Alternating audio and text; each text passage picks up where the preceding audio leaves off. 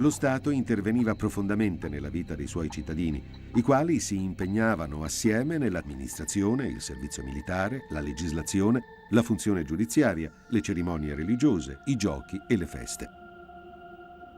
Ma molti erano esclusi dall'attività politica: le donne, gli schiavi e gli stranieri, cioè tutta la macchina produttiva. Quindi è quantomeno legittimo domandarsi se Atene possa essere veramente considerata una democrazia.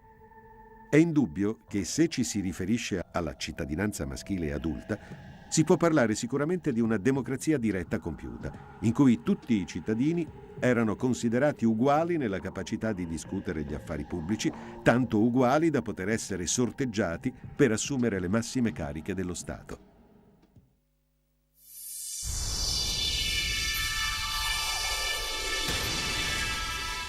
Più di un millennio più tardi, con il fiorire delle strutture comunali medievali, riemergono molti caratteri della democrazia classica. Nel Medioevo, dopo il 1000, alcune comunità formano sistemi di governo indipendenti con la redazione di costituzioni scritte.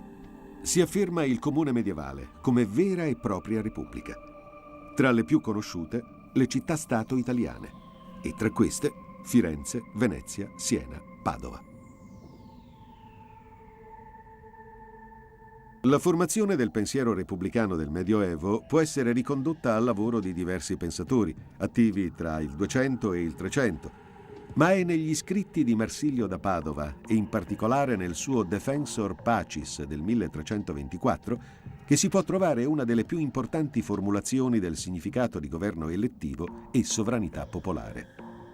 Il Defensor Pacis fu un libro che fece rabbrividire i potenti dell'epoca per la forza argomentativa del suo modello democratico che, riallacciandosi alla democrazia classica ateniese, concepiva come cittadino colui che partecipa alla comunità civile, sia nel governo che nella funzione deliberativa o giudiziaria del sistema.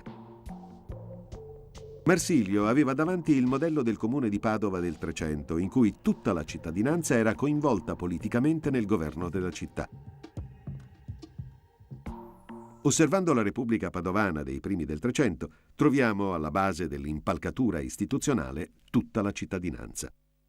Anche qui, come nelle democrazie antiche, per cittadinanza ci si riferisce a una base ristretta di popolazione, in questo caso costituita dai maschi adulti con proprietà tassabile, nati o residenti in modo continuativo nella città. Poi vi era il Maggior Consiglio, composto da 600 membri, eletti solitamente per sorteggio.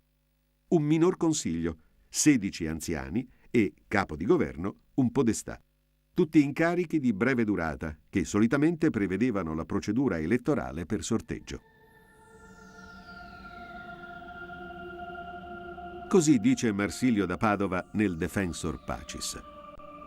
L'autorità di scrivere le leggi non può appartenere ad una sola persona. Per malizia o per ignoranza, tale persona potrebbe fare una pessima legge, guardando più al suo beneficio privato che non a quello della comunità.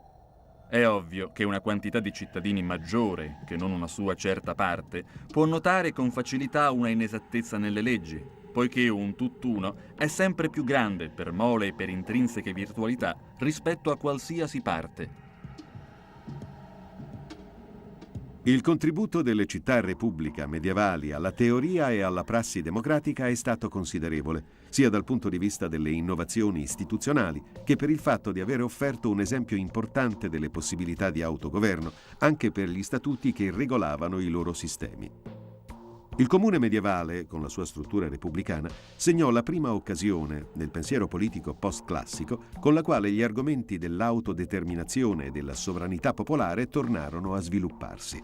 E questo non soltanto ebbe una grande influenza in Italia, ma fu fondamentale anche per la nascita del dibattito politico nel XVII e nel XVIII secolo, sia in Europa che in America.